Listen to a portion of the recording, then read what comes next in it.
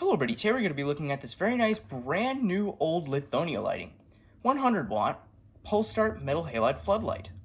This particular floodlight was bought at a Goodwill retail store in Mesa, Arizona for $9.49. So quite cheap if I do say so myself. Normally when I buy a fixture like this at like a newer retail warehouse store, like Home Depot for example, they're normally at around $70 to $80. However, I stumbled upon this fixture at a Goodwill store for a very low price, so I decided why not buy it. It's a pretty amazing fixture if I say so myself. And I have many Lithonia floodlight fixtures that look very similar, but however, all of the rest that I have are high pressure sodium. So this is my first metal halide floodlight of this kind, which I think is pretty amazing. So let's get started by taking a look at the price tag first off. Let me flip the camera over 180 degrees so you can look at it a little bit easier. So there it is. So, yep. All right, now let's take a look at the rest of the sides. Sorry about that. Right over here, we have our specifications of the fixture itself. It's made by Lithonia Lighting. It's an OFL 100M 120LP BZ. Here's when it was manufactured. It was made on July 22nd of 2010. And of course, our voltage, our frequency, and our amperage. It says to use 100 watt metal halide type M90/E or M90 replacement lamps. Luckily, I have a boatload of 100 watt metal halide bulbs.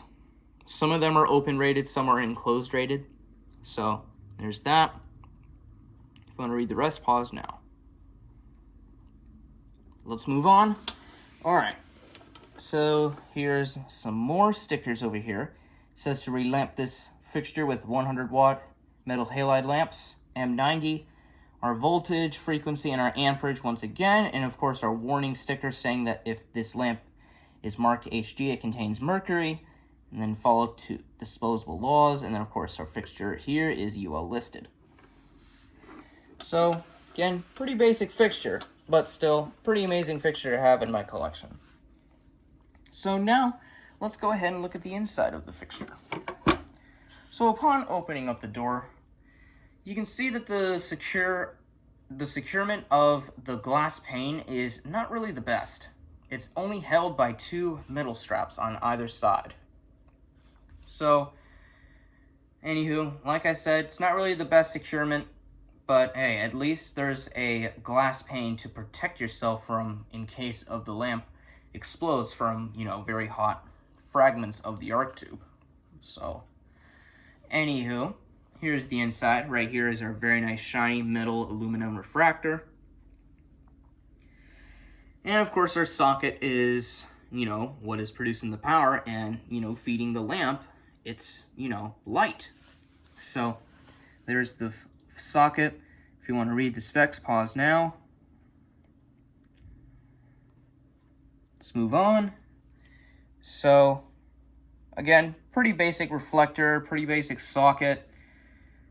Fixture isn't really that fancy if I were to, rate it out of, fanciness. But it's a pretty basic fixture, so yeah. Nothing more to say about that. And of course right here is our little locking strap, which of course is to secure the door in place while the fixture is in use. So, anywho, as you can see, I have wired the floodlight up. It's not really the best, but hey, at least it works.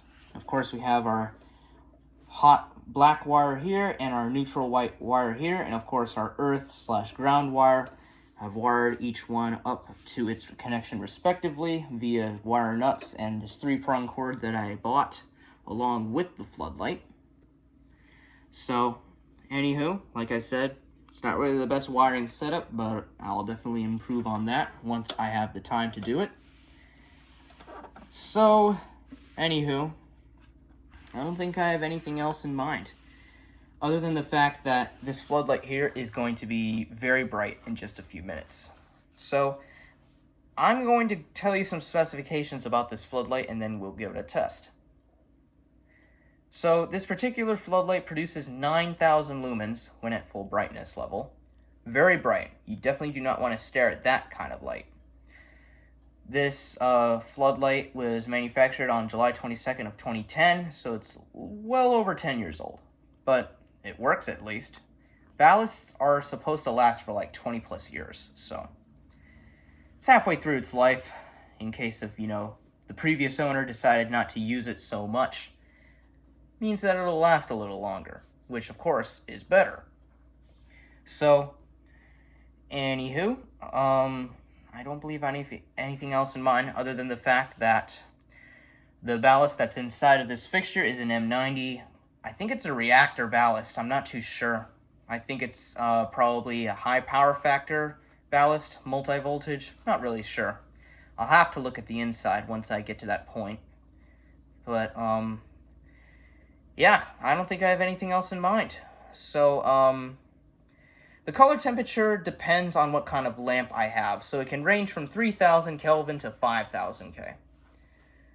But, anywho, like I said, let's not waste any more time and put a lamp in there and give it a test. So here is the lamp that I'm going to be using. This fixture, when I bought it, did have a bulb, but I decided not to use it. Just because, there was a little blob of mercury in there, and that tends to be very satisfying to me for some odd reason. So I found another 100 watt metal halide bulb in my boxes of lamps, and I decided this is definitely the perfect one considering that it is an open rated lamp, and it's definitely safer to use in a floodlight fixture like this. So this particular bulb I'm going to be testing the fixture with is a TCP 100 watt pull start protected metal halide bulb. So, yep, there it is. There's the specs. Here's, of course, the fused quartz pressurized arc tube. It's in a pretty neat looking condition. You can see all the salts in there, ready to vaporize as soon as I turn this lamp on. So this lamp is definitely perfect, considering that it's open rated and it's going to be in a enclosed rated fixture, which definitely gives more safety to when in case if this lamp explodes at the end of life. So now I don't have anything else to say. So let's open up the door once again. We'll put this fixture in, the bulb in, excuse me, and then we will turn it on for the very first time. So close up the door.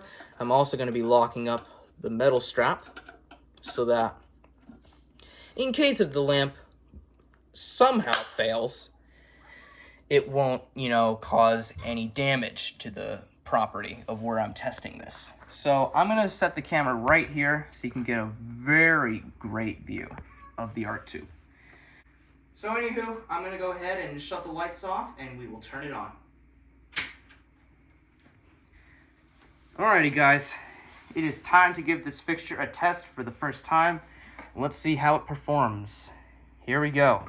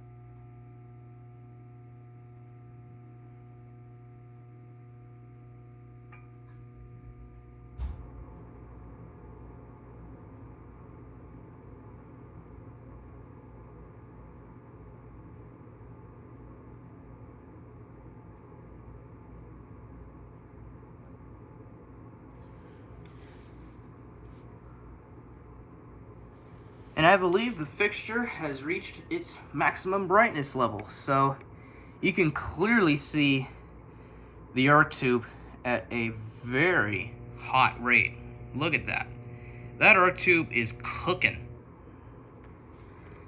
So Again, there's the fixture at its maximum brightness level. Sorry for my finger in the way, but look at this. This thing is bright.